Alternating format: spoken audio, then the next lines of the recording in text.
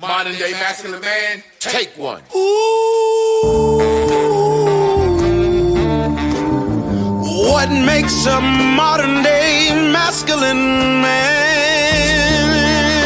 When you drink your liquor straight, a modern day masculine man. I pay all the bills and I tells my woman the truth. Got my shit together, do what I wanna do, say what I wanna say. I won't break, you are not me, and I am not you. I kept it real, so now I can do what I wanna do. Modern masculine man. Welcome to Man School. Welcome to the Modern Masculine Man Podcast, Mitch.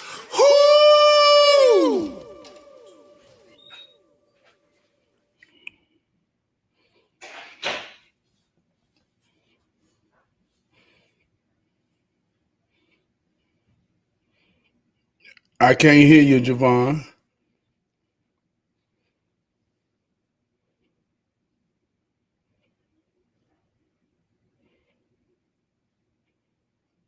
Can you hear me? I can hear you. Can you hear me? Okay. Yeah, we good. Okay. What up, fam? I'm gonna give a quick question sound check for the people in the audience to make sure we good out in the universe. There we go. Man, it's Tuesday night, man, and I'm excited because I want to talk about a subject. My homeboy hit me up today, and he just asked me straight up. He said, man, why do black people not want to erase the history of slavery? You know, Donald Trump talking about removing certain slave artifacts from the Smithsonian, certain things they didn't tore down all the Confederate soldiers that was downtown in the South, you know, different places. And he asked me, why do I think white people want to erase slavery and why do black people want to hold on to it? So I said, I want to talk about this. I want to see Trab's perspective. And I know I have my perspective. I think I have a good understanding of what's going on. I'm a history buff. I love history. Shout out, tonight's show is brought to you by Spiritual House Sage. I ain't going into what it do because YouTube hit me with the block saying you are giving medical information. Yeah. I got Ray Rob in the house. What's up, brother? Appreciate you coming in. So, Trab, man, before we get started on this Tough Talk Tuesday, man, how your week been this far, man? I know I talked to you earlier. You said it was going to be a little hard for you to get on right at 8, you know what I'm saying? But I appreciate you for being right here, right on time. Yeah, man. Everything been going good, man. Like you said, I had to work today. I get off at 7, 12-hour days. And when you hit me and told me the topic, I say, man, that's some real talk right there. So I made a dash, man, and I made it, man. And I know it's going to be worth it all in the end. And I see you got the hood soul wrapped around the back tonight. You know what I'm saying? Represent the hood soul. Yeah, man. I was thinking about it, and I told my man, the first instant response is we like women. Yeah. You know, a lot of times you be in a situation. I've seen situations where I worked at a battered women's shelter. I didn't work at a shelter. I volunteered. I cooked there twice a year on Mother's Day, and I think it was Easter. It was more spaced out. Whatever it was, I cooked there twice a year, and I would always listen to these battered women talk. And I figured that they would be more like blaming, but these battered women, they're the most accountable women on the face of this earth. Like, they was like, if you there, you was there for a reason. You didn't leave until you got ready to go. Fuck all that I was scared shit. You wanted that man until you didn't want him no more. But one of the things that battered women used to always say was that fucked me up. Once he first hit me, I felt like I had won. And I would always be listening. And they said, when he hit me and I stayed, I had something I can always hold over his head. Whenever he think about leaving me, I could say, you beat me and I stayed with you. And I was like, what the fuck? But the more and more I thought about it, it made sense. And I would hear these women say that they would provoke these men and want them to hit them. And they would say that he hit me one time and I stayed. And then he didn't hit me again for another 2 years. And they would say how they would try to provoke this man to get him to hit him again. It's like having one up on somebody, like a victimhood on somebody, like almost like you owe me something. You know what I'm saying? And that's how I look at slavery and black people. It's a constant excuse to throw out there when anything doesn't go our way. It's just a constant excuse. What do you think about that? I mean, like you say, it happened. It's real. It has its effects in the proper context. You know, I think a lot of what we talk about it is just pure rhetoric. Like you say, and I don't want to say this unempathetic or not with empathy, but like I say, it's rhetoric, and sometimes we use it almost like as the fairy tale grab when we don't want to take accountability or we don't really understand how far that was and how far we come to truly really understand our position in it, other than just the idea of what happened to us. You know, it's funny because I look at, say, for example, what's happening right now going on in the world with Charlie Kirk, and the rhetoric, you know, the Democratic left and liberals. And the world is being separated. And I've been saying for a long time, it ain't black and white. It's going to be Republican and Democrats because it's going to become a immoral thing. So I don't dislike Democrats or hate Democrats. I just know that they have a different ideology than me. I'm a conservative Republican. So say, for example, Charlie Kirk being killed, right? The Democrats have been saying for the past 4, 5 to 8 years since Trump first ran, well, 12 years, 8 years, 4 years when he was in office, 4 years with Biden, and here go 2 more years. Trump is a fascist. Trump is a dictator. He's like Hitler. And they've been saying this shit so much. Do they realize that rhetoric will enthrall rage in a certain group of people? You see what I'm saying? Yeah. And we do the same thing.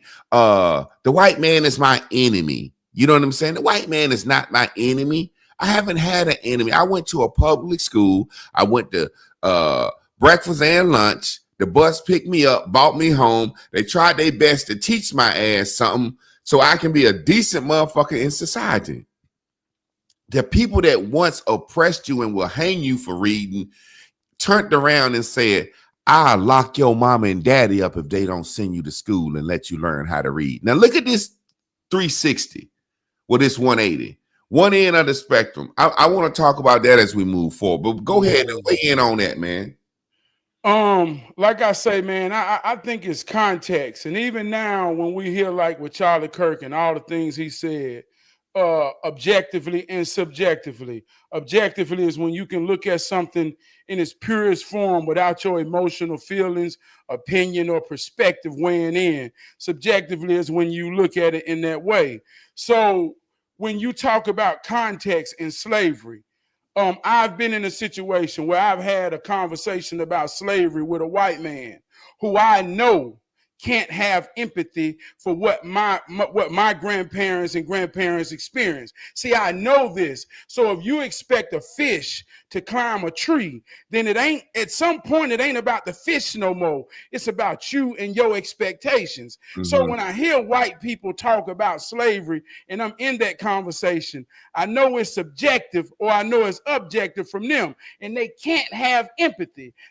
Slavery was a business idea and a business model for them. But when I talk about slavery with my people, us, we, it's subjective. I understand the feelings. I understand what we went through. I understand what Jim Crow did to my daddy and my mama and my grandmama and how it affected us today. But that's two different conversations on two different contexts. And I don't think we understand when we in and out of context and we expecting fishes to climb a tree in white people, America, the system.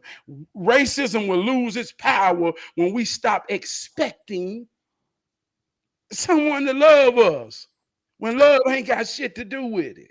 You know, the biggest thing, as we're going to delve back into the history of slavery, and then we're going to walk forward real Come quick. on. And then we're going to see what America has done with slavery. First of all, we know that Africans enslaved weren't the first people enslaved. You know what I'm saying? They enslaved themselves first. Arabs enslaved us, the Dutch. Long story short, slavery in America ended in 1865, so-called, because the North and the South, which was the Union and the Confederate armies, fought. Basically, you had a situation. What up, Mike? You had a situation where the North was benefiting from the Industrial Revolution beginning to come around, and all the raw goods were coming from the South. So the North was like, yo, we spending money building these plants and building these machineries and shit, and y'all got free labor down there, and y'all pretty much got them running the nation. You know what I'm saying? You got free labor, and we getting all the natural resources from down there. So y'all pretty much running the nation. So it began a more of an economic argument. You know what I'm saying? As far as not as much so as blacks as slaves. But long story short, the North decided, hey, y'all gonna give up them slaves. The South said we not. They started the Confederate Army, like the government says, the Second Amendment right. You have the right to form a militia to protect yourself from a government, the right to keep people from coming in your homes, taking your shit. So they said, hey, look, under that, we started a militia. So these farmers started an army, and they fought the North. And they fought so well and so long, it got to the point where the North was like, it's time to make a treaty, because the further we go south, you notice they Gettysburg, Virginia, that's where they had the treaty at. You know what I'm saying? Yeah. It's like if we go down into South Carolina and get the kicking ass all through Georgia and everywhere, although they had fights here and there, we're gonna blow the whole goddamn South up. You know what I'm saying? So they had a treaty, and in that treaty, they decided, look, y'all are back a part of the Union. Y'all say y'all lost, but in honor of y'all losing, y'all can put up as many motherfucking statues of the heroes of y'all era that you want to. Y'all want to commemorate this war and say that y'all did a good job, y'all can put this shit up. And so forever, we walked around in Charlotte, North Carolina, anywhere in the South, you was going to see a Confederate soldier or some racist shit downtown. And they put it downtown. You know what I'm saying? You was going to see that shit. And so probably about six years ago, white folks realized it's not that beneficial for us. We're a melting pot now. We're bringing everybody over here. It's not that beneficial for us to keep this history going. You see what I'm saying? It's not beneficial for us to say we kicked ass and we founded this country on a lot of. So we're going to tear this shit down. And the South fought, but the government said, hey, tear that shit down. And they had to tear all that shit down. Now, this is what amazes me.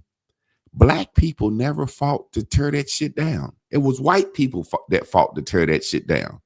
Now, when they start tearing that shit down, we was cheering. Ooh, they tearing down the statues. But we drove by that shit every day and ain't say shit. And ain't think about it. So white people fought to tear these statues down, right? Now, we're right here. You tell me, fill in your from there, and then we're going to go from the statues being torn down and to them want to remove this shit from schools and remove it from the museums. The whole history or whatever that is for them people, like you say, I look at it objectively. I have no empathy. Just like they don't have for us, I have none for them. I understand it's their history. I understand their position. And see, this is why I talk about rhetoric and context. Well, we always hear about the slave masters, but the slave masters are still the business owners today. Mm-hmm. They still the ones own the corporation. They still are the ones that have the people working for them. The general white man and his children. Have we ever heard a narrative about who they were and what they did? See, we don't have that. So they needed something for them. And I ain't trying to understand it, but I get it. Because I got my own pride. During that same time, we had a culture for ourselves. I'm talking about our grandparents that was really living in it, that coincided in it. Yeah, we hear the horror stories.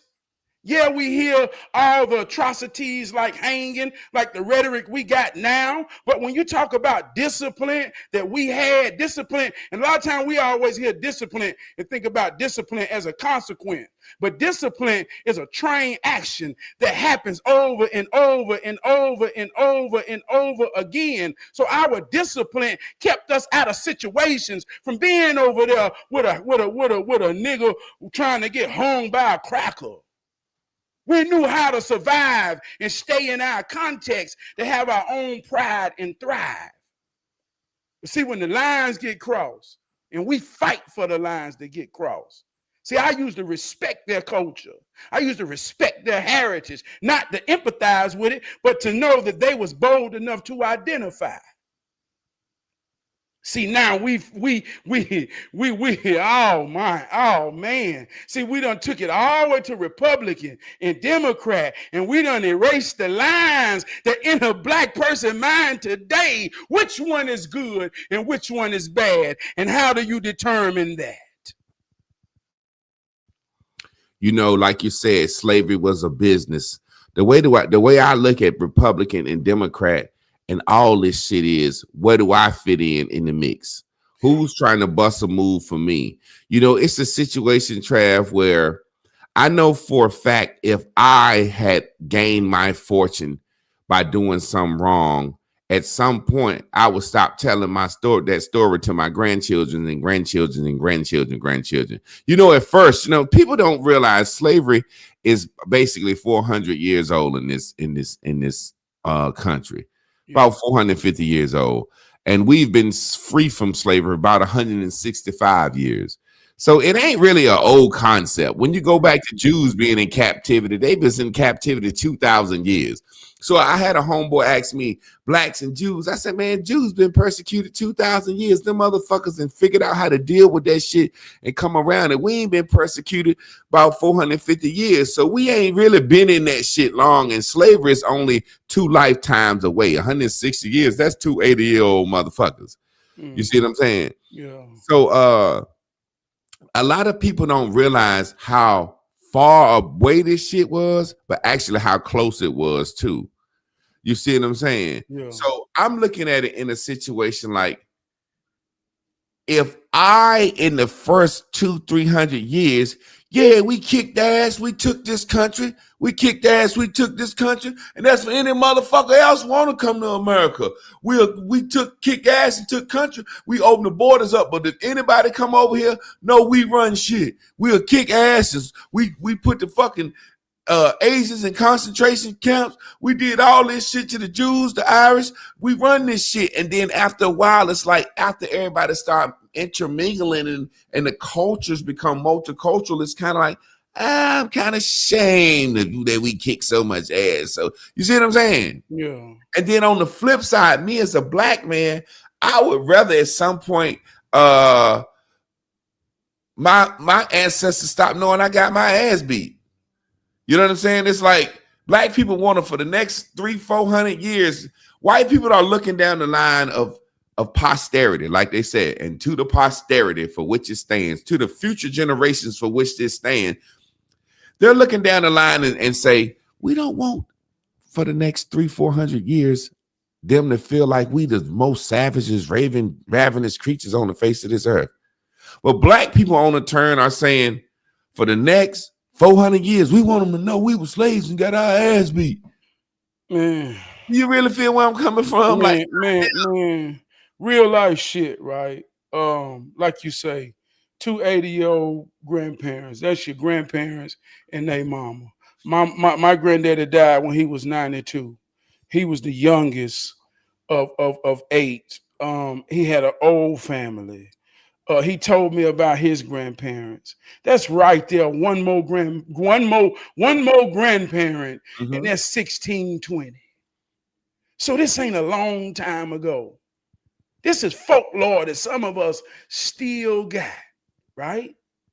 So when we have this rhetoric and these ideas of just us being so inferior, so weak, we don't realize what these spells do to us, man.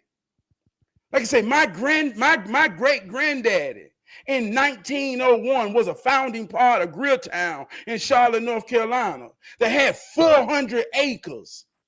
To this day, Billingsley Road was a man, Bill Billingsley, with 6 black men. I fathom, how did these black men become powerful enough to buy land and hold their nuts and do business with a white man?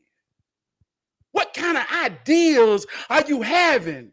Right now, we're talking about in Delta State. Man, they just hung a brother on a tree in Mississippi.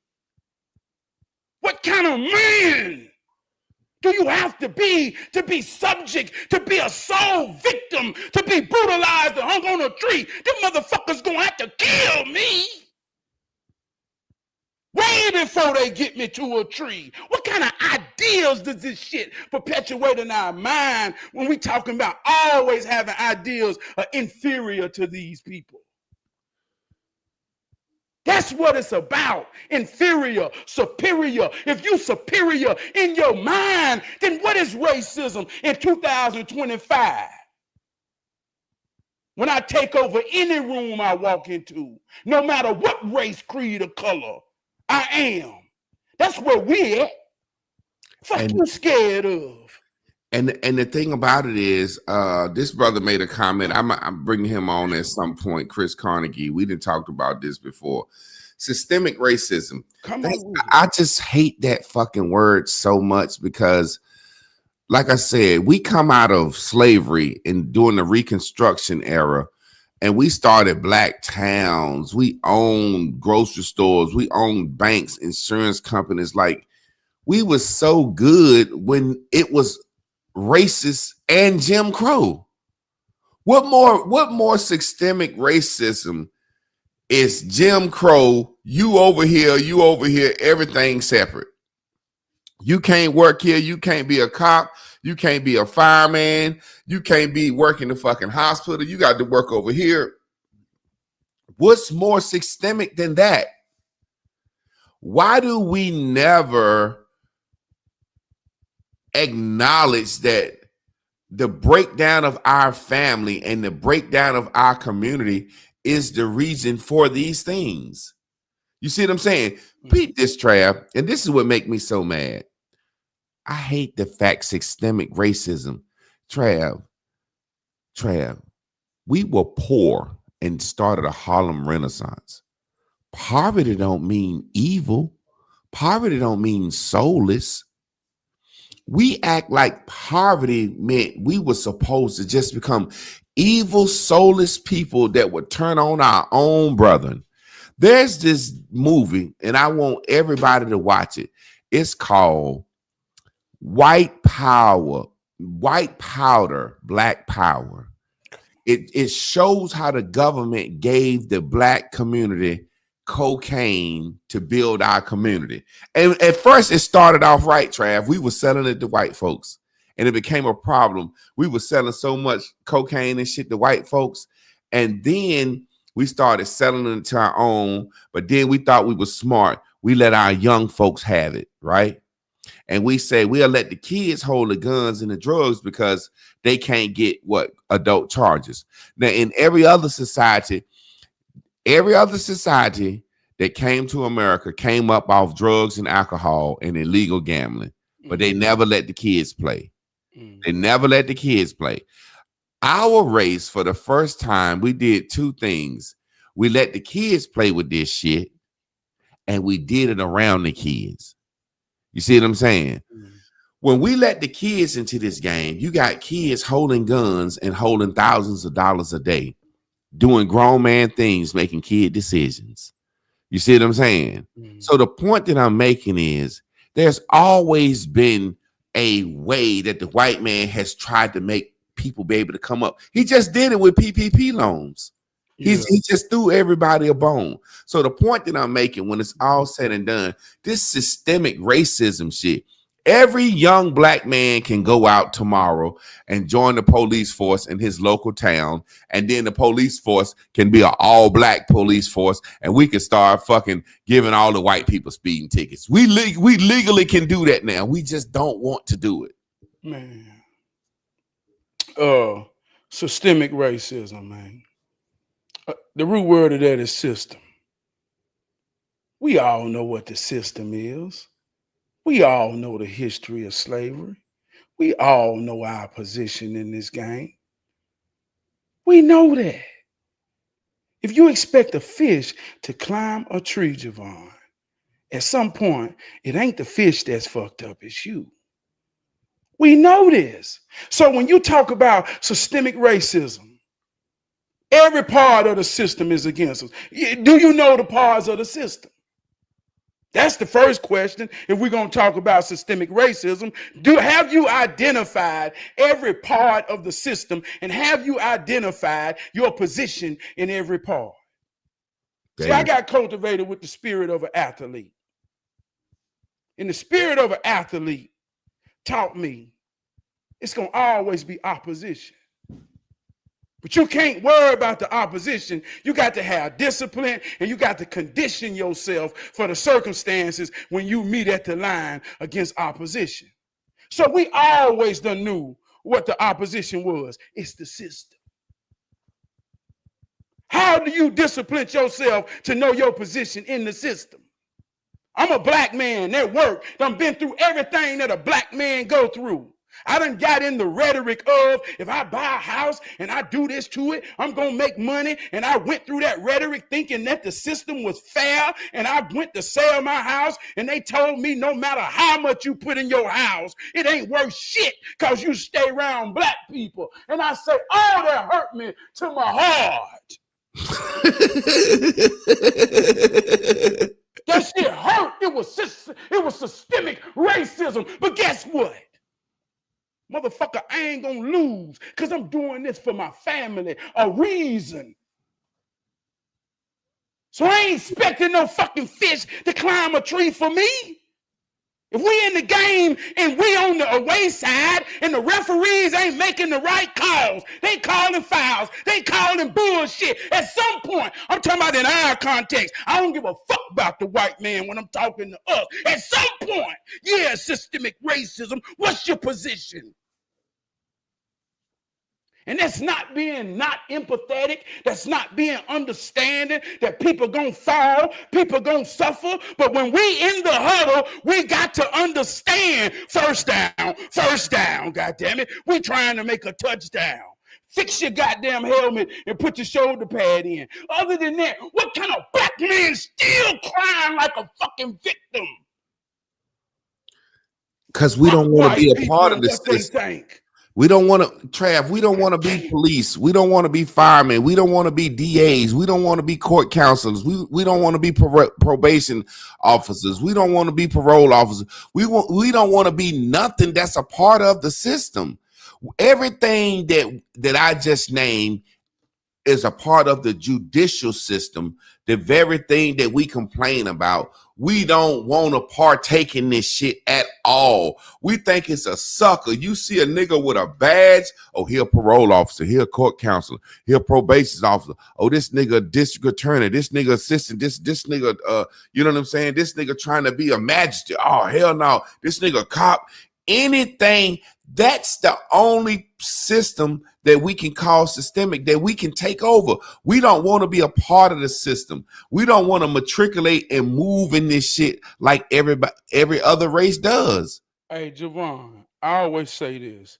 A man as real as his reason. And no matter if you're a doctor or a garbage man, both of them doing it for real if they doing it for a real reason. That's the system. That's the system you got to know your position in. That's the system that carried us through the most hardest times of a human people on planet Earth. See, we talk about 400 years ago. We talk about 4 generations.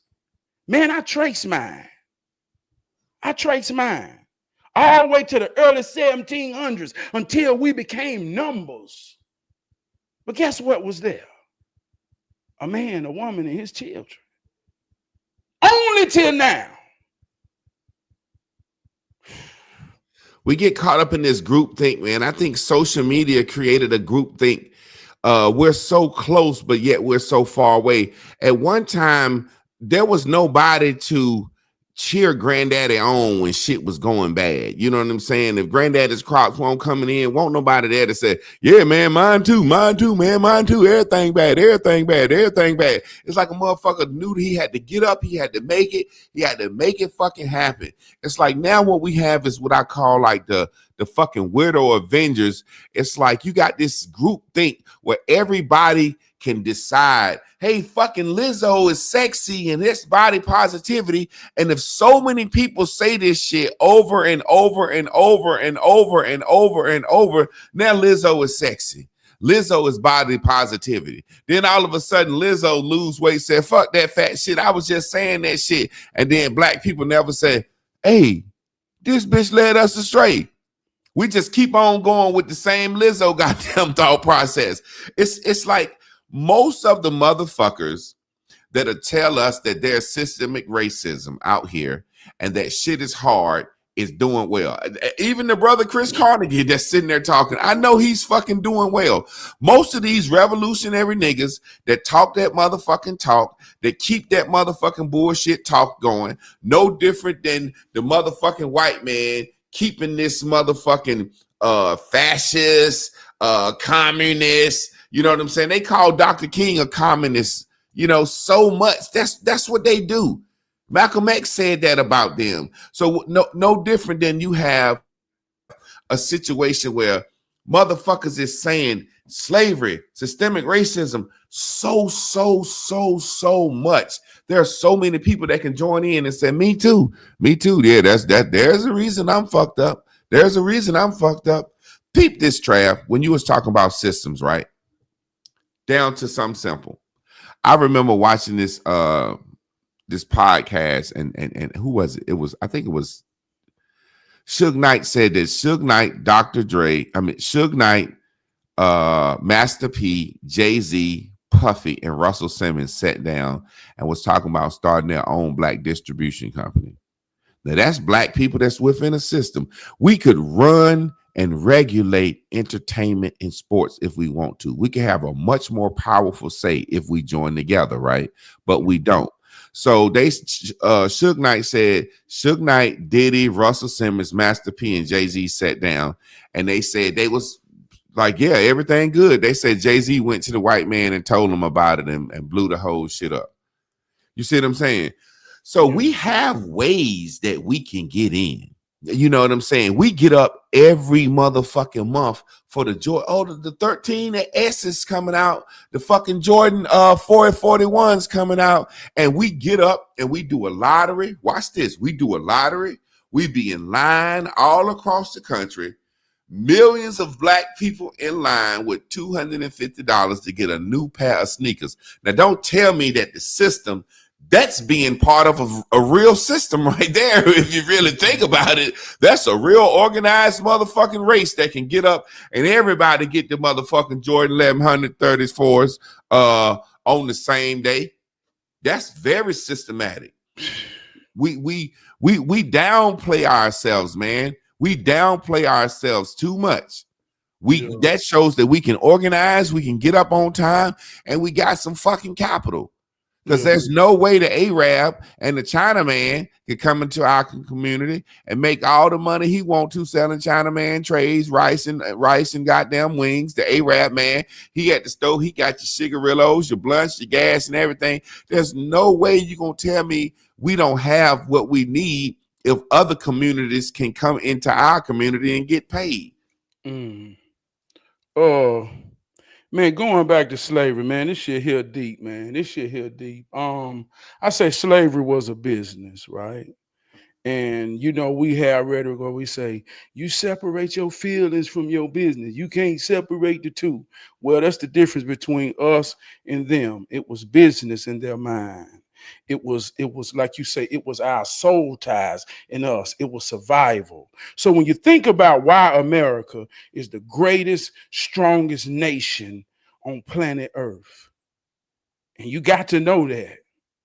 The greatest, strongest nation on planet Earth. And no matter what somebody telling you, if you in this car and you don't believe that, then that's like going getting in the car with a drunk driver, knowing you finna crash. So you better believe and know that we the strongest nation on planet Earth. But let me say this. The reason of that is because it was all far back.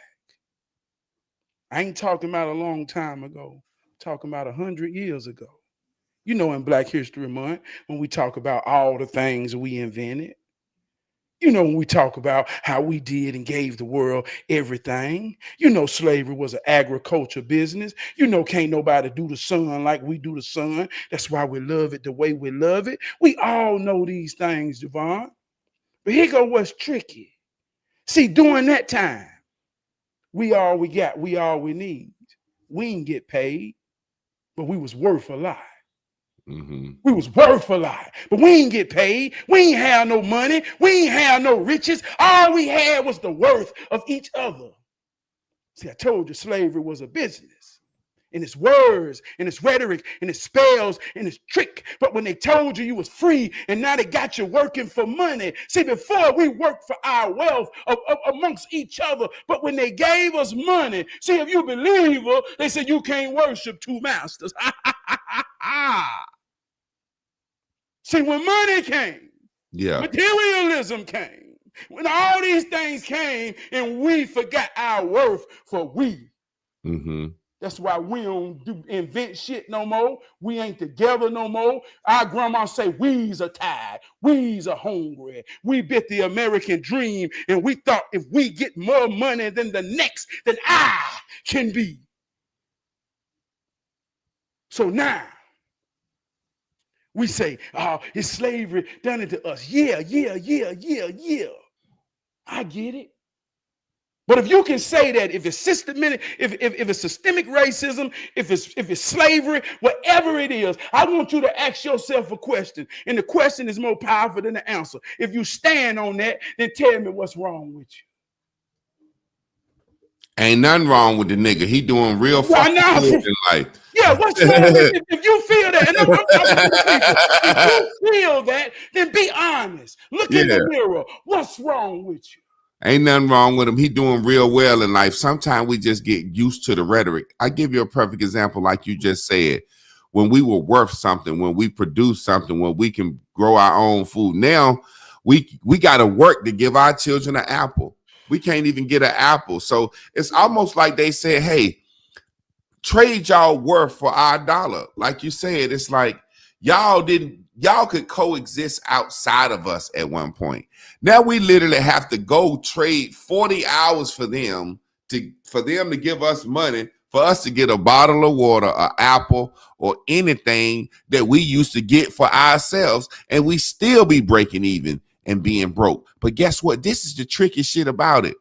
White folks and every other race have to do that too. I keep thinking, what do we think? Do other folks don't have to get up and go to work? And it's about how you prepare your children and prepare yourself for life. You see what I'm saying? We act like we live in a world where white folks don't have to get up and go to work. And everybody, Mexicans, everybody is doing it. Can't nobody go outside and pick a fucking strawberry out the ground or get some grapes or a peach off the tree. You have to trade your labor for the things that used to be free. That's when they became God. God was the land. They became God because they killed the land.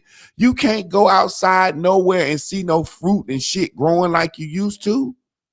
Man. And that's everybody. This not just black people that have to experience and live through this. Man, we all we got, we all we need, Javon. I want to tell some real life shit. And this is doing systemic racism. This is doing all the time while white folk being white folk since they've been white folk, right? When my son was a newborn, my air conditioning unit went out. I had just lost my job, had a newborn. I'm vulnerable. My house hot. It's like 100 degrees that summer. Man, I'm stressing because I ain't never been vulnerable financially. So what I'm gonna do? I call the systemic racism is places of air conditioning, and they told me $9,000 for a new unit. My brother AC Kennedy is what he do. I call him AC because he in it for passion and profit. I called him. I say, "What's up, man? Man, my air conditioning unit went out," and he almost cried. He said, "Trappy, man, somebody broke in my truck and stole all my tools, man." I said, "What?" I said, "Damn." Say, "I tell you what, man. How much all your tools cost to get you back in business?" He said, "About $400-500. I say, "Man, you still got means to get me a unit. What's the cheapest you can get me a unit?" He came over, sized it up. He said, "Man, I can get a unit for $600.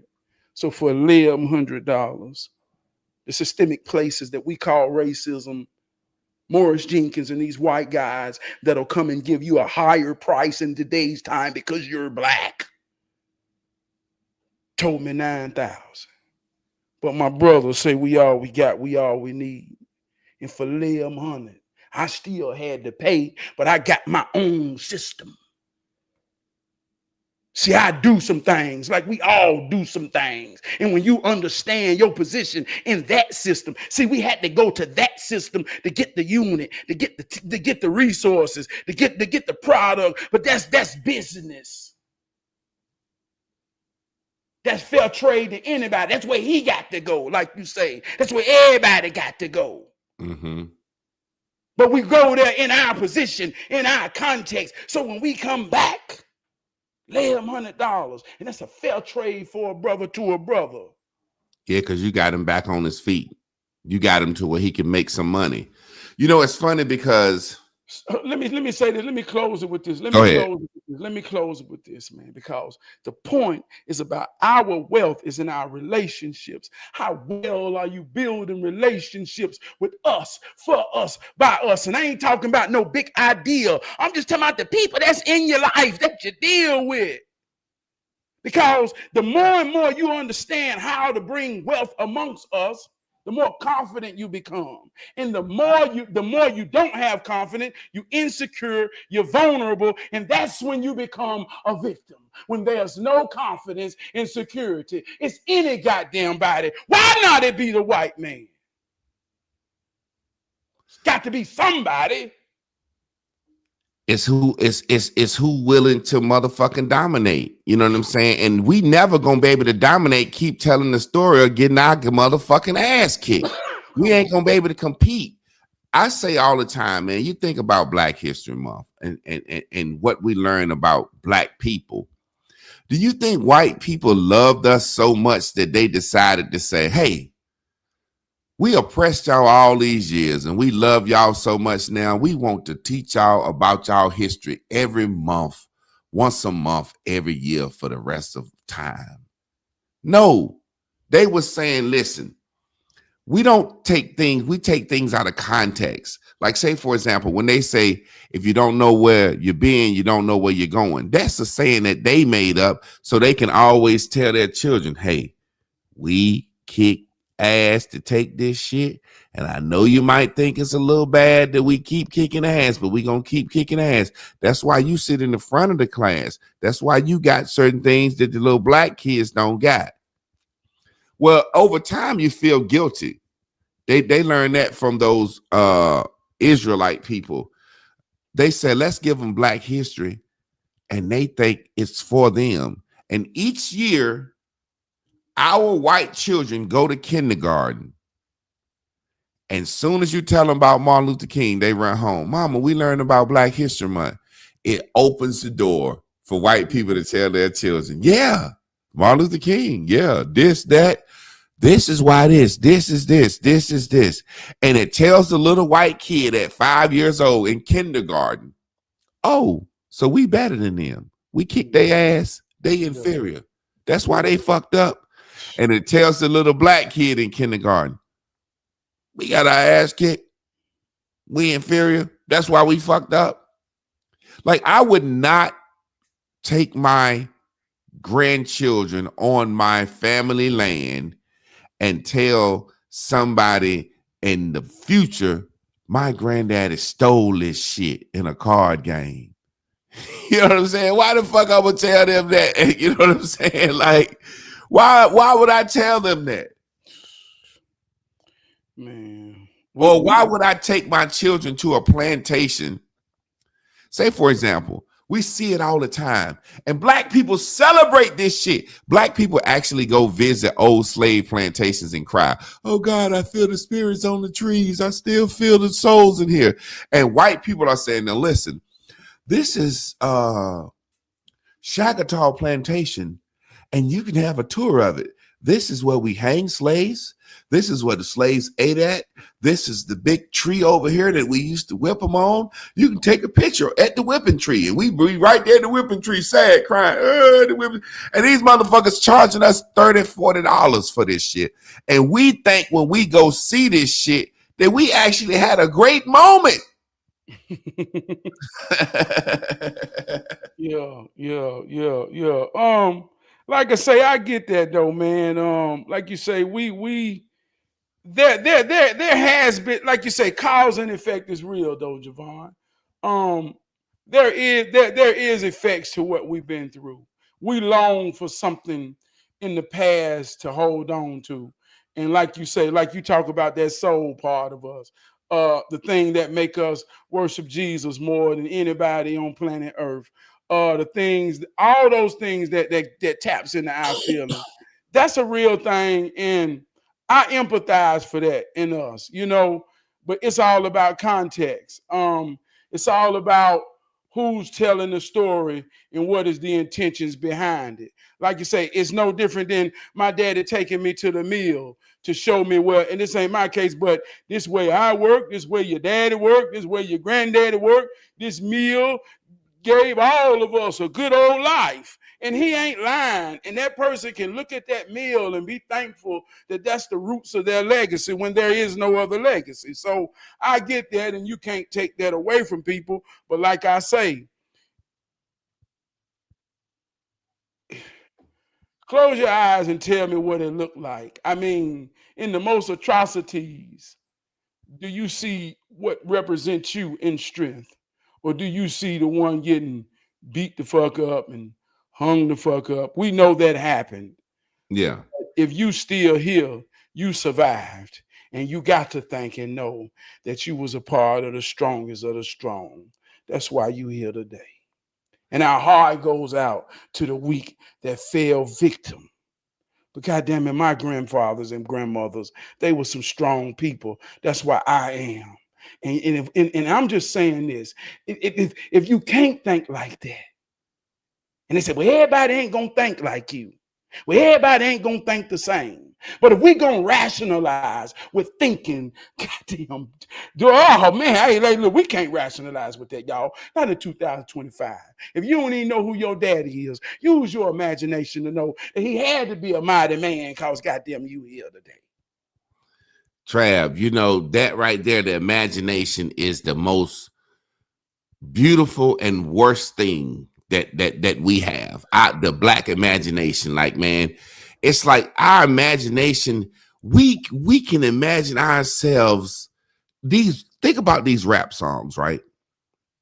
And when we talk about slavery, look at what we get up and tell our children every day through our music, through our movies, and we blaming slavery. Slavery don't make us make a power universe.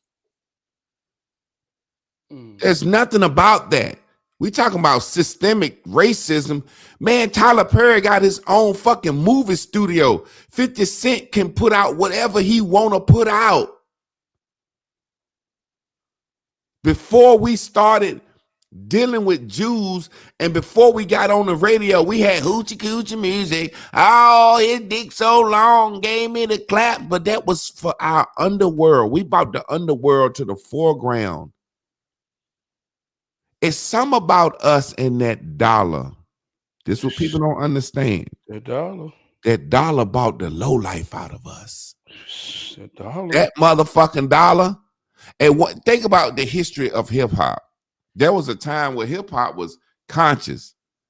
You damn near had to be smart to be a rapper. Motherfuckers had to know you were smart.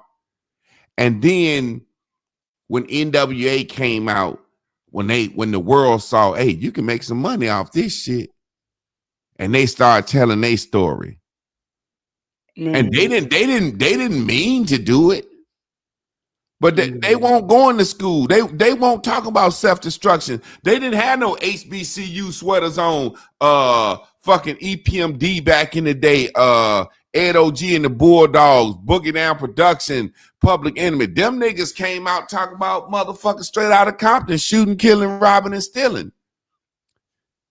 And it's so much easier to talk that bullshit. And it got to the point for us, we just became easy riding motherfuckers. We didn't have to sell dope. And if we sold it, we didn't have to buy MCM suits and troops with it. You know, we hear the rhetoric. We say, man, there was a time when we were number property. They had, man, you could buy, during slavery, you could buy a black man or a black woman for such and such amount of money. And that's true, and that's sound, and that was atrocious to us. But in context and perspective, see, we was worth something. We was worth the money. We was the money. Now, all these years later in Player Club, they had a line that went classic. Make the money, don't let the money make you. See, we made the money in building this nation. We were the money. But through some words and some trickery and some goddamn wook,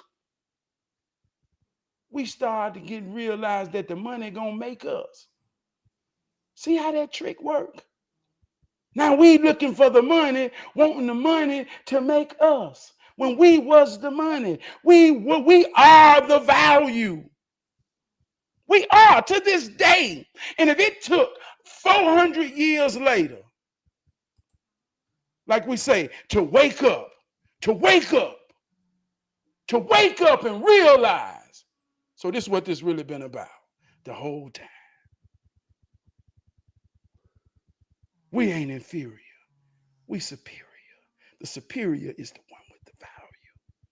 And we so much that every 4 years, we talked about the other episode about American bullies and how they bred this superhuman for the new world to cultivate it, to be the strongest nation in the world. In the last 100 years, it gave electricity, technology, and every source of what we use today, the most powerful people that's influential throughout the world. Even in Japan, they try to look, sound, dance, and move like a black man.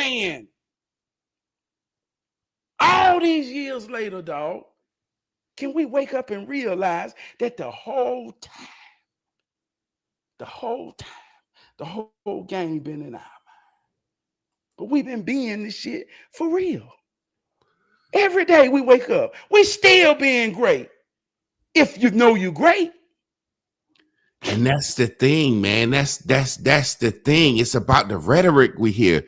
I want to read this comment, and I'm gonna tell a quick story. K.L. Thomas said, "I felt human till I learned Black history. Got along fine with all other little kids." Man, you see it so much, man. Little kids hold hands, run up to each other, hug. Kids hold hands, be so happy.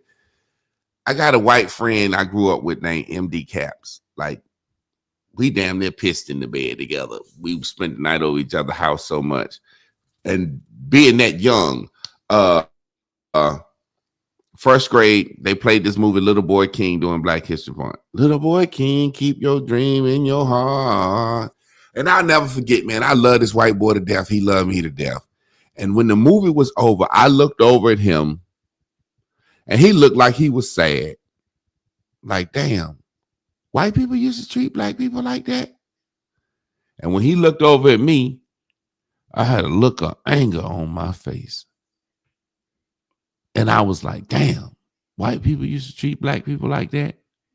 And we went outside to the playground, and they used to have these big swings that we would swing high. And then across from the swings, they had these fucking tunnels, like concrete circles, like 4 of them that you crawl through. I don't know if they had them at every playground. And they was pretty far, but we used to try to push us as high as we could swing on the swing. And then we would jump out, see who could jump the farthest. So we got to pushing him high, nice and high. And once I got him up to a nice little height, I pushed the motherfucker clearly out of the swing. And he flew over to the goddamn concrete and fell and hit his head. Ambulance came. He out for a while. You know, they finally get him together, and some kids were saying, Javon pushed him out of the swing. And when they got his head wrapped up before they got him in the ambulance, he looked at me and they asked him, and they said, did Javon push you out of the swing? And the principal was ready there to get my ass. And he looked at me. Man, this shit bring tears to my eyes to this day, man, because I know we thought about watching that movie. He said, I jumped out. And I knew he did it because he felt bad about what we saw in that movie. And I knew I pushed him out because of that movie. And to this day, if you look at black people and white people who are friends, you have liberal Democrats that tell us how much slavery was bad and how they with us. And we got angry black people that's mad about slavery. And that was our relationship. And it's crazy, man, because I know I didn't hate him until that.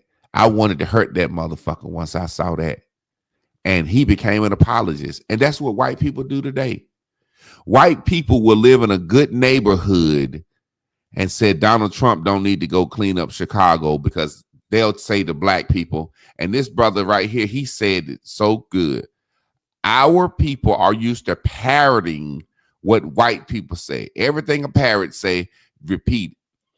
White people will say, if you send Donald Trump to the black neighborhood, that's establishing martial law on black people, and it's profiling them, and it's taking away their constitutional rights. Motherfucker, you don't live there. Them black people won't help.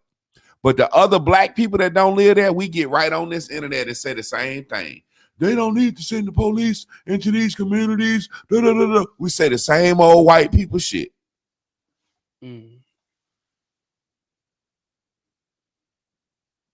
Same shit. Like, hey, look, example. If you put something in if you want to hide something from a nigga, put it in the book. Now we'll say that to each other to in a derogatory way. But then we'll talk about how evil and things he did, and since, well, they'll beat your ass for reading. They used to beat our ass for reading. Well, they hid it in a book because they done beat your motherfucking ass and knowed you know better to go get the book. Don't that make more sense than saying in a derogatory way to now, like we say, oh, you have something in the book. And see, we don't want to use the same logic to just look at the same things we parrot to each other. But in real life, we ain't had a language. If you go back to the beginning, the book is filled with the English man's words. I told you, in real life, not 400 years ago. I'm talking about a man who died when he was 80, talking to me saying, I remember when nobody knew how to read. And when we learned how to read in the country, man, we forgot how to do everything. So the trick was to make you think that what was in your mind did not have value and was inferior to what's in his book. That's the trick today. It's still the trick. Example. I save money in a shoebox for a rainy day and something powerful. 08, everybody was booming. All the black women came from HBCUs. This was from between 04 and 08. All the black women came from HBCUs, got jobs at the call centers. The bootleg Jordans came out. All the drug dealers started selling bootleg Jordans and bootleg CDs, and motherfuckers that didn't even know how to crank lawnmowers up started getting trailers. It was almost like a renaissance happening in black America. America, and they got together, and all you had to have were 2 years job credibility, $500 in the bank. We was buying houses, we was getting married, because with her and him, they could get a brand new Altima in a new house. They had kids. Then the economy fell, and everything fell with it. She said, I ain't finna go through no goddamn struggle. I can do bad by myself. So they split. The kids gay, the kids fucked up, everybody fucked up, because the money was the reason we was something at that point. And it looked like. So when the fall, and they blamed it on black people. They say we let too many black people get loans. I remember that shit. We let too many black people get loans to buy houses that wasn't able to buy houses. So since then, and I'm giving you game, especially you hustlers, since then, if your money ain't got a paper trail, go buy weed. It's all you can do with it. Can't do nothing real with it. Yeah, because I remember doing that era. And that's systemic racism. That was specifically made to kill something that was emerging in us. But you know what, Trab? Hold on, let me say this. That's systemic racism. And I say this to say that. They can't stop you if you're determined. Get your shit legit and give them a paper trail. And let them trail it to what you want. And now you ain't got to hide. You ain't got to fret. You can stand tall in your posture and know I'm meant to be here because I did what it takes. That's how you beat systemic racism. You understand how it works, your position in it, and you play to win. If they call and foul on the inside, who can shoot threes on this motherfucker? You're right. You know what? And see, this is the thing. Like you say, play your position and do it the right way. When their housing bubble, the reason they blame that on us, their housing bubble, that's when blacks started. You remember? Yeah. Everybody was using fake income tax. It was just cosmetics. Yeah. You know what I'm saying? Let's get it. Hey, look, if we can show some fake income tax, motherfuckers was saying they had lawnmower business. Motherfuckers was saying they had doing hair salons and shit. So everybody bought houses, man. I mean, everybody got a house. I got married with at least 7 or 8 people during the same time. It was a renaissance. I got married and bought a house during that era. For real. Yeah. And see, this is the thing. It's sad because shit be 10 years old by the time black people learn how to do it. I give you a perfect example. White folks have been buying houses like that. Just 2 years of fake taxes. White folks have been getting their credit cleaned out. By the time black folks start to learn how to get the I'm sorry. By the time we learn the system, they switch it up. And then we overcharge motherfuckers for something that they can do themselves. You know what I'm saying? Like, we would charge a motherfucker to send a letter to a credit bureau. And we charge them motherfuckers $1,000 to fix their credit. You know what I'm saying? And something that they can do. And then once we start doing stuff so much, once we start filing bankruptcy, they switch the bankruptcy laws. You know what I'm saying? We just be late. We be late on things. I'm serious, man. Say, for example, when the government hit, me and Chris and Lynn all had LLCs. You know what I'm saying? We all had businesses. So unemployment, loans, you're part of the system. If you work the system, if you know the system, you know what I'm saying? Then you had people that did shit illegally that went to jail. And you see what I'm saying? This is what we do. We have a certain group of black people that are. Your volume went out. Can you hear me now? Yeah. We have a certain group of black people that are going to work the system legally. We have a certain group of black people that are not going to work the system legally.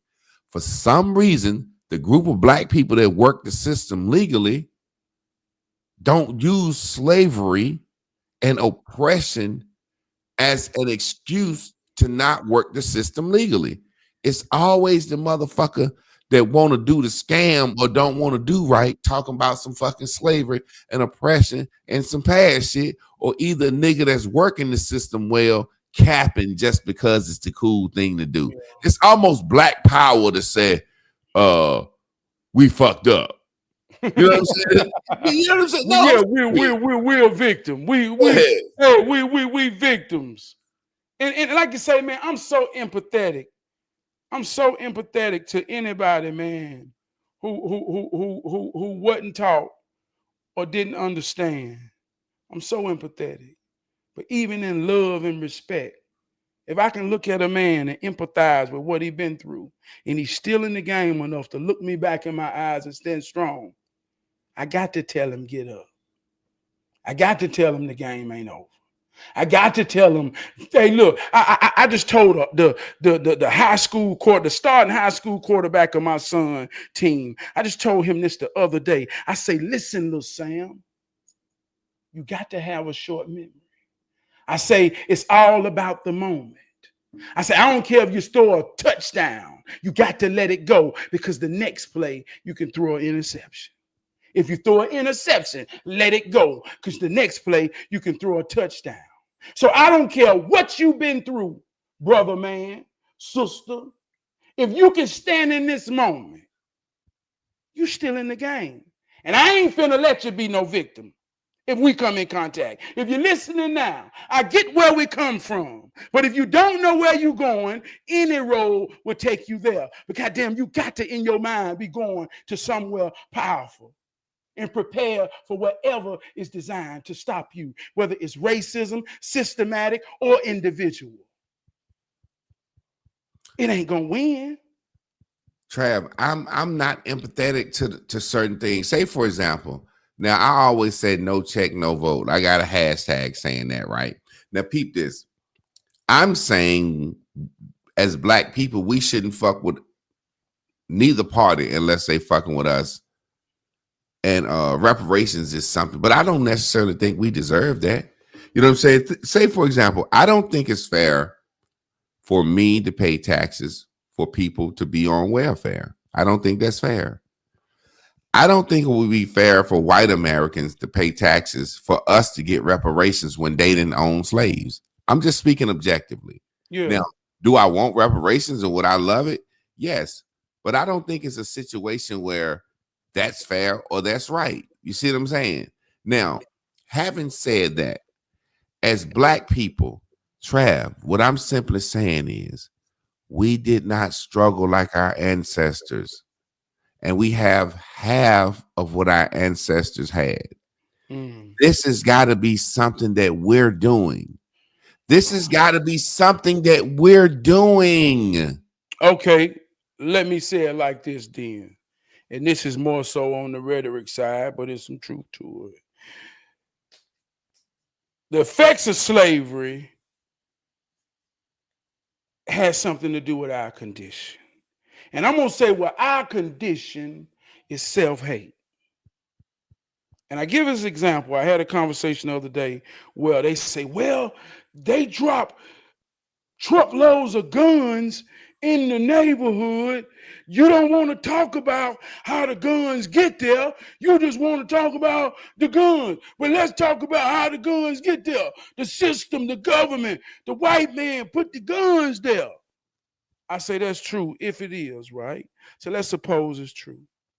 And this is a man who into guns. Say, how many guns you got? I say, if you ain't got no more than anybody like guns. So I'm saying is, if they put the guns there, if they put the guns at the bottom of your street in today's time, Javon, and you done looked around and say, goddamn, hell, I guess they for us. How many you gonna go get with the bullets? Quite a few. So, so my point is, see, a programmed mind can be calculated. A programmed mind, I'm gonna say this again. A programmed mind can be calculated. That's why a con artist can run a con on you and be confident in what you gonna do. Same game. Yeah. So the calculation is that they can get the guns. They're gonna kill each other. They're gonna kill each other with them. Wow. See, that's us. We can control that. Why we got to kill each other? Why we got to hate each other? Now, I want to tell a real story, and I know, man, but this in my soul. That's why I say, if slavery is the cause of what's wrong with us, then I ask what's wrong with you. So I went to researching my history because I really want to understand what's wrong with me. I ain't about no rhetoric. I want to know my story. Fuck history. Right? So I go through the census. And anybody want to find themselves, go through the census. You can do it for free. But every time I found a generation, it was a man, a woman, and their children. So I got to my grandmama when she was a child. She was 9. And I saw all my daddy uncles. Boom, boom, boom, boom, boom.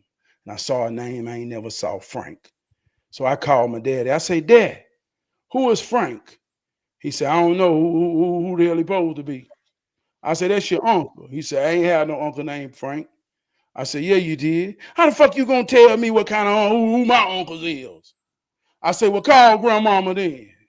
So he called. I said, Mama, Trab said I got an uncle named Frank. She got quiet. Who told you that? I'm trying to explain to my grandmama. Well, I'm gonna call you back. So now I'm telling my daddy, I ain't never heard nothing about it. I ain't never heard that. So I called my grandma. My grandma called me back. No, I called my cousin, asked her. This my daddy's first cousin. I said, your mom ever told you about a Frank? She said, yeah, he died when he was 5. He buried such and such, such and such. She gave me the whole rundown of Frank. But my daddy don't know nothing about Frank. He called his brother. We ain't never heard that. I don't know nothing about Frank. So now I got to have a real conversation with my grandmama. Who told you? Frank died when he was a child. She was the oldest there. They put the burden of Frank death on my grandmama. So much, she said, when her mom and daddy died, she couldn't even cry. She could feel the breeze of their spirit go by. Oh, they hurt her and made her feel so bad, so much that she never told her children the story of Frank. So my grandmama had a dark love where any idea that her children would get out of her circumference of understanding and protection, she had this negative force where she would kill your goddamn dream so you don't go nowhere further than she could see you. Boy, you talking now. So all my cousins feel this and don't know why. I say, so my aunt husband died and we at the house and my dad is talking about it. So all my uncles out there, I say, yeah, little Frank came to me. Little Frank coming alive. At this time, I'm deep in metaphysics. I'm deep in all of this, you know, the conscious shit. So goddamn, I done brought Frank alive. Goddamn, I'm for real. And all my uncles, they was ready to fight me, bro. You think you goddamn know every fucking thing. You think you know everything. Motherfucker, you don't know shit. I'm like, well, go tax your goddamn mama then. I'm taking a stand against truth. But I'm being crucified for something that's coming to me because I'm on a journey to understand how this shit really affect me. What's wrong with me? Why my daddy won't believe in me? Why my daddy keep knocking me down off my goddamn dreams? So my grandma had to come to grips with it to have the conversation.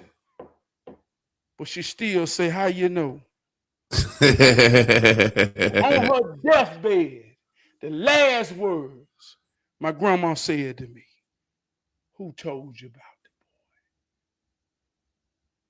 So the boy, that's what's wrong with me. That's what's wrong with me. I don't know how that tied to slavery because I know it was at a time, I think it was around 1942, but I know it was in a time where he died. There was no explanation. I can only imagine because her whole family died of cancer. So I don't know he might have had cancer as a child, but there was no explanation. There was only to blame because she might have been watching him. Come on, man. So what's wrong with you? That's what's wrong with me. So if we're going to use our imagination because we don't want to understand what's wrong with you, then we'll use any goddamn thing to say why we fucked up. But really why we fucked up. Because we don't want to ask the real questions. And I say, well, they say, well, what's the solution? The solution is you. The only way that you can truly stop something is to be or not to be. And if we collectively come together, just like me and this brother got two different platforms, two different walks, but we come together knowing together we're more powerful than individually. To be or not to be. A great example of unity. Yeah, man, that's a great story, man, because you remember the other day I said my ancestors is as far as I can trace. Remember I said that? You trace that shit back now. Peep this. That's clearly a defining moment in time that you can trace back to why a lot of your cousins might not be shit because of that. You see what I'm saying? Because grandma, let's say for lack of a better word, grandma was watching the little man when little man got drowned in the pool or drowned in the fucking pond or something, and the family blamed her. So like you said, she keep everybody in an eye distance. So a lot of the cousins, a lot of the family, but that's all we can go back. That's all we can go back. Because if you go back any further than that, we're going to start going back into when we had pride doing and owning our own communities. You're going to get some of that. So that's what I say. We have a selective part of what we bring from our ancestors. Okay, yeah, such and such. We were beaten, but shit, we started a school. We started a Harlem Renaissance. What about those great poets? What about those great musicians, those great writers? What about those great politicians? What about those great people? Oh, well, we're just going back to the worst parts of it. And even in that story, what you just told about your grandma, there's a part of your grandma that you can tell that's a hero story. Man, you see what I'm saying? Let me say this part, because, and it's one thing about us, man. This is why I say you got to have empathy for one another, because we all pain driven. And you can trace that back to slavery or however you want to trace it back. But I say instead of using slavery, trace it back. Talk to some people, ask some people, because you'll be surprised. That's what's wrong with me. That's when it started. What? But I'm saying this to say she worked for 40 years for Harold Food, raised 9 kids, had a sick husband, my granddaddy, that she said, well, you ain't gonna work no more. And he became an entrepreneur. Like you say, she had a real hero story, but it was filled with pain to say, they ain't gonna keep beating me down. I'm gonna rise above it. So if that's what's driving all of us, and because we don't want to deal with the real bullshit. We don't want to deal with the real bullshit. What's wrong with her? You know what's wrong with her. And if you don't, how about you ask her? So we can really understand how to get the solutions for us so we can be or not be. But as long as it's us in the room, I don't want to hear nothing about no slavery. Now, if I got to go talk to the white people, because I'm a representative, and I got to talk about how this put us in position, in our position in the system, then I'll go fight that motherfucking fight. But not to us. But I ain't talking to them when I'm talking to you.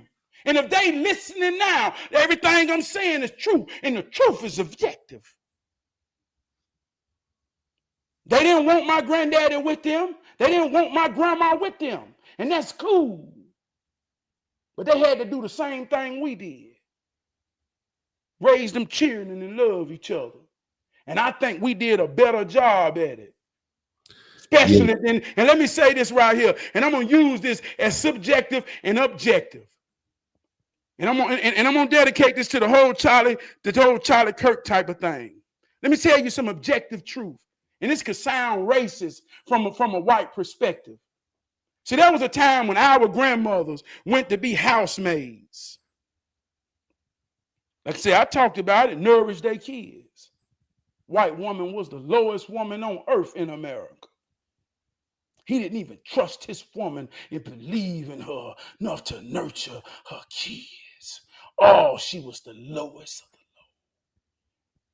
Don't that sound so racist if a white woman listening? But I'm just speaking objectively.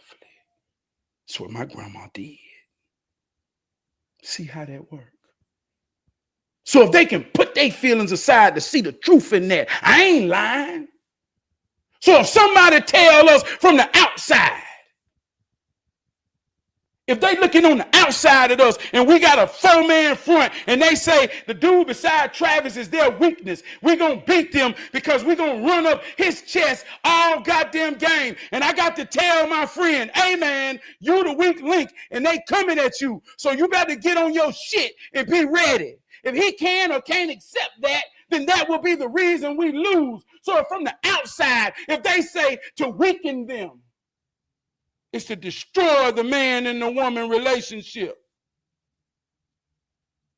If we can destroy that, we destroy their foundation for everything they was, because that's the one thing that pulled them through the roughest times known to mankind. And here we are. And now we in our fucking feelings and don't want to accept it. More than we can look at it and realize. See, I got married with 9 people at one time, and it's about 2 or 3 years holding on. And boy, some of them fighting the bullshit. So when can we be real in our locker room? When can we be real in our locker room? When can we be real enough to tell each other, hey, brother, fuck that, man. That shit don't matter. And Trav, you know what's crazy? I guarantee you, if we do a survey, I'm a sociologist, a correlation, the people that hold slavery live in a life that they don't want to be accountable for. You go out here and you ask men, and everybody talking about slavery and what slavery does, they are not with their children. They are not responsible men to have the responsibility of taking care of their children every day, because you said it more than anything. You know your number one saying, and you know what I'm finna say, and go ahead and say it for me. No, come on with it. You gotta say it. Hey, a man is what his fucking reason is. How that shit go? A man is as real as his reason. A man is as real as his reason. A motherfucker that ain't with his kids every day, having to take care of them and having to provide for some, he is the man talking that shit.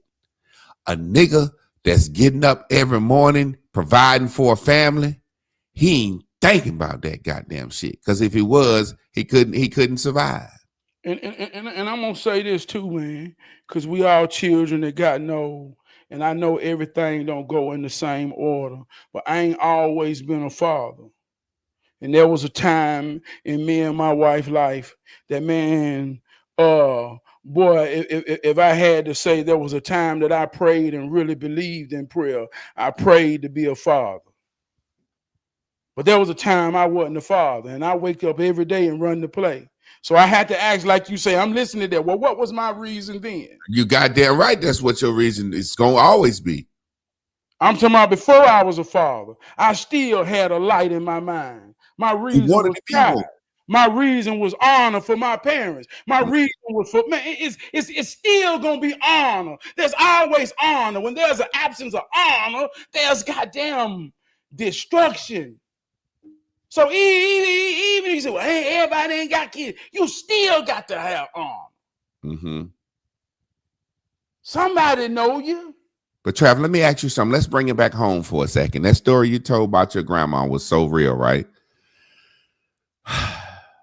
What do we say about your grandma in the future? Do we tell the family as we moving forward, grandma was irresponsible and got Freddie killed, or do we say grandma worked 40 years and raised 9 children and it's the legacy of this family? What do we tell posterity? Well, I'm gonna be honest with you, dog. The truth ain't popular. And that story came to me for me. Yeah. When I told it, I damn near had to fight. Yeah. My aunt told me after Because my grandma. you making mama hurt bringing up her memories. Boy, look. My aunt told me after she died, she said, Trab, she had nightmares. She had nightmares, and he kept coming to her when you brought him back. Yeah. And Yo, that hurt me. smart That mouth hurt me. ass goddamn Trav out there black consciousness conjuring up That hurt spirit. me in a way, man. You know what I mean? But on the real side, man, that cured me. Because if I ain't understand that, see, I would talk about a wolf. I'm the son of a gun. Ever since that motherfucker shot me, ain't nothing been able to stop me. You are what you're made of. My daddy got a wolf, that wolf in me. Whether my son know it or not, that wolf in him. But each generation, it got to get better. So without that, now I at least understand, God damn, I don't want to be that to my boy or my daughter. So that's why I search for the story. Now I got cousins. I got a cousin. I got a cousin who named his son Frank and didn't know that. Yeah. He like, damn, well, wait a minute, where the name come from? And I'm fucking with him. I told you I brought him back. He in this bitch. I woke him up. So I'm saying that to say I don't know what to tell him, but it's there, it's out. I done videos, I done stories, I done told, hell, I'm telling the story now. If they say I'm just a crazy motherfucker talking, or if I'm worthy or not of attention, that ain't got nothing to do on me. But I got the story for me to make me better. And I know if they suffer from the same things we suffer with, because we got the same grandparents that raised the same children in the same house. So I know they're affected by it. If they use it to make them better, then hey, so be it. If not, This brother Joe Cook says, had a conversation the other day with a friend, and that was the difference. He focused on slavery, and I focused on accountability as of today. Now, obviously, you see this man on this picture with a woman and 2 children. You know what I'm saying? And that's just the bottom line to it, man. I hear people all the time, Kanye West says some shit. He said we still a slave today. You know what I'm saying? And I get all that bullshit, and I get that fucking rhetoric talk. But guess what? Ain't no way a free man get up every day, go to work, take care of his family, cut his grass, and be responsible, walk around looking at himself as a goddamn slave. It's a broke motherfucker barely making, eating noodles, burning goddamn charcoal incense, talking some dumb shit like that. Yeah, ain't no free man that get up every day. Back in the day, them motherfuckers said, I free, goddamn it, and they were sharecropping. Ain't no free man get up every day, go to work, whether it's for a company or for himself, take care of his family, is walk around seeing himself as no goddamn slave. And like I say, slavery was business. So we got ideals of becoming successful for money. Like to say, you got purpose and you got profit. Profit comes at the end of a process. Purpose drives you through the process if you in it for real, for the right reasons, right? So you got a man that wants to be a business, somewhat have responsibility of others on his back.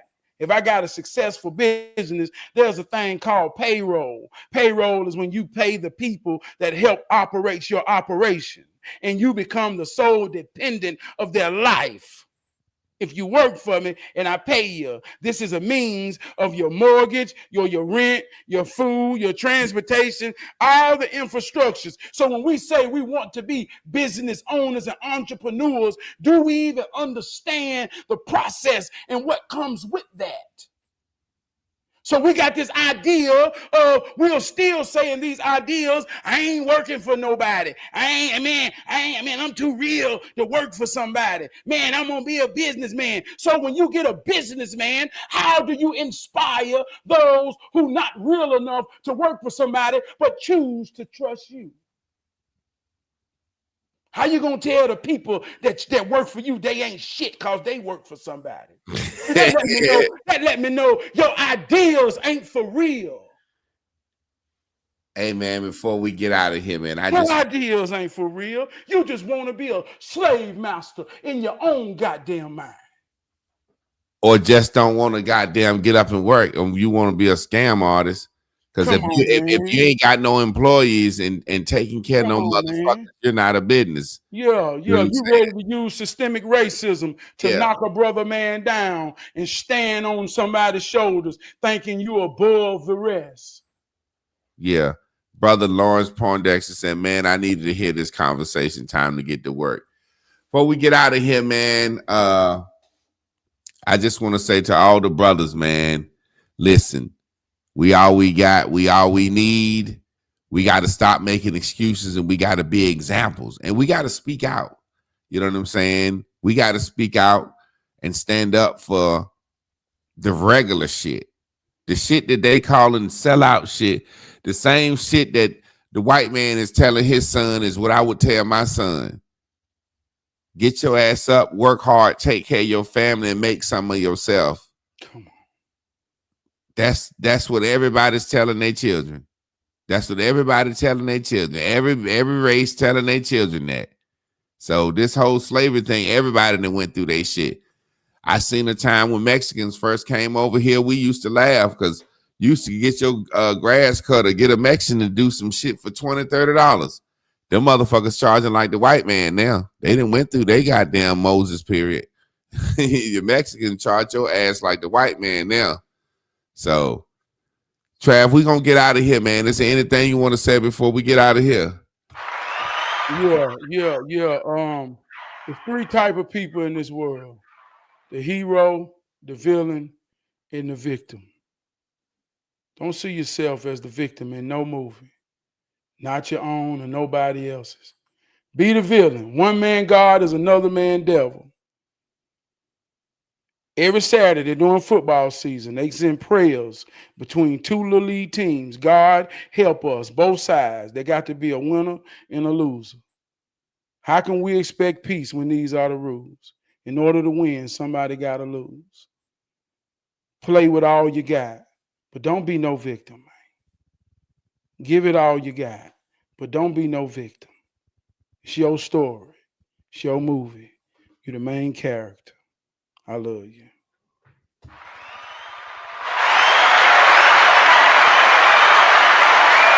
Well, there it is. Y'all stay tuned in, tapped in, turned on to the network. Tomorrow we got Wednesday nights, Ranting and Raving with me and Miss Carla. Thursday, Trav going to be going live on Facebook, 9:30 p.m. Eastern Standard Time, doing his hero training. And me and my wife be talking at Real Talk on Mondays, Marriage Mondays. But it's more just like real relationship talking. It ain't got to be about marriage. But long story short, I'm going to get out of here. And y'all tune in tomorrow. Peace.